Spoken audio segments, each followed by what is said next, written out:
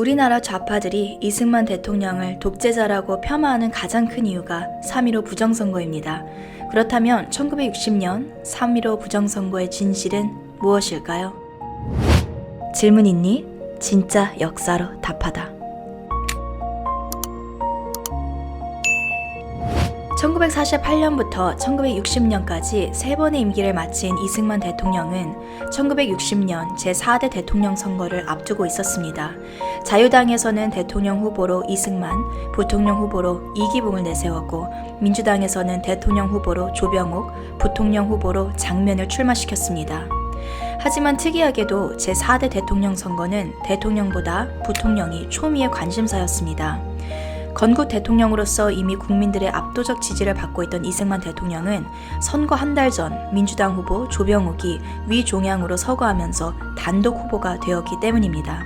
그러므로 이승만 대통령은 대통령에 당선되기 위해 부정선거를 저지를 이유가 전혀 없었습니다. 하지만 자유당 국회의원들은 84세 고령의 이승만이 서거하면 그 자리는 부통령이 승계하게 되니 어떻게 해서든 부통령 선거에서 이겨야만 했습니다.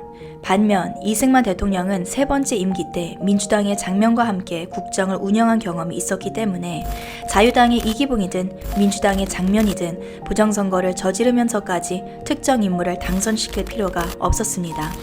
따라서 3.15 부정선거는 고령의 대통령이 서거한 이후에도 정권을 유지하려는 자유당 국회의원들이 자행한 사건입니다.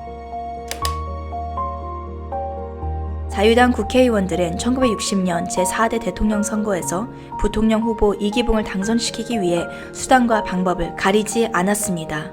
이들은 사전투표함에 약 40%의 표를 미리 넣어두고 3인조와 5인조를 조직하여 유권자들을 감시 압박하고 자유당 완장을 찬 사람들을 투표소 주변에 배치하고 전국의 경찰들에게는 미리 사표를 받아내어 관할구역에서 자유당의 표가 적게 나오면 해고할 것을 협박하고 민주당 참관인들을 매수 납치하고 정치 깡패들을 동원하여 민주당 지지자들을 폭행하는 등 다양한 방식의 부정을 저지릅니다.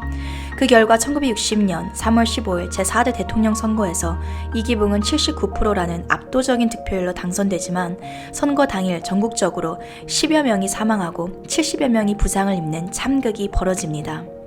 이에 마산에서는 부정선거를 규탄하는 대규모 시위가 일어나는데 4월 11일 마산 앞바다에서 행방불명되었던 중학생 김주열의 시신이 눈에 최루탄이 박힌 채 발견되자 시위는 전국적인 항쟁으로 번져나갑니다. 확산된 시위 열풍 속에서 4월 18일 고려대학교 학생들까지 시위에 참여하지만 자유당은 정치 깡패들을 동원하여 학생들을 무자비하게 구타합니다.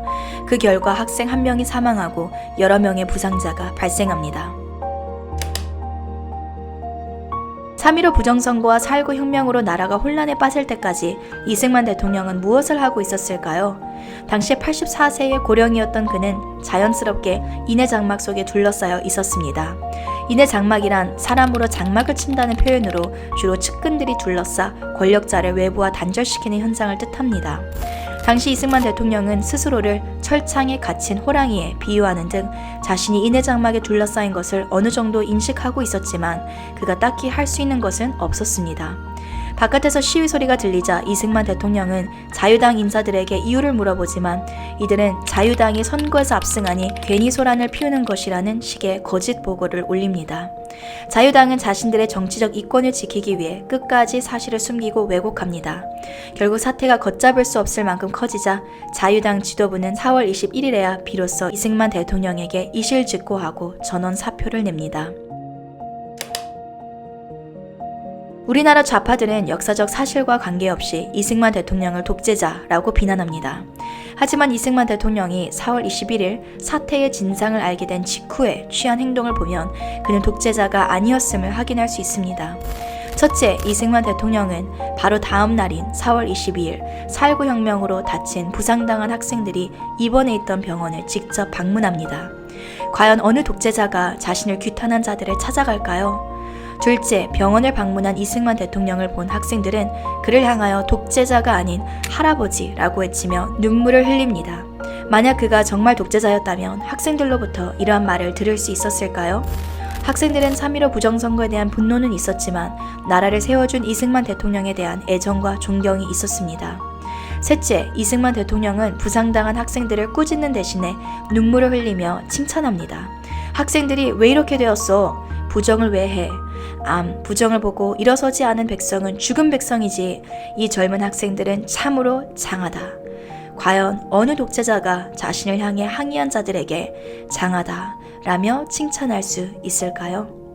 여러분은 어떻게 생각하시나요? 질문 있니? 진짜 역사로 답하다.